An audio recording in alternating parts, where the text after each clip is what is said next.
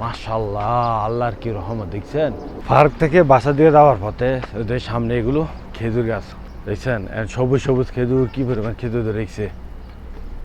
একটা গাছে কতটুক পরিমাণ খেজুর, 1 2 3 4 5 6 7 8 10টার মতো থকনা আছে একটা গাছে।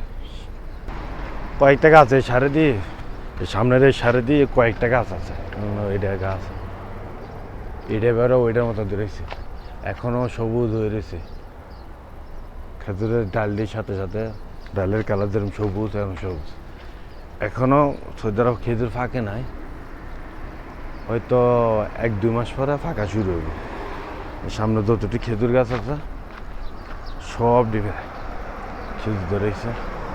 এই খেজুরে গাছ যাতে না মরে এদের পানি দিবে।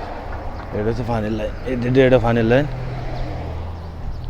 কিছু কিছু খেজুর, এটা খেজুর ধরে গেছে, এটা হচ্ছে পানির লাইন। ওটা দিয়ে পানি দে, ওই সামনেও আরো আছে,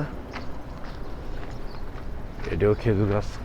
একটা গাছ কি রহমত, একটা থোক না বেড়ে এক একটা থোক না বেড়ে কি পরিমাণ খেজুর ধরছে, যা কল্পনার বাইরে।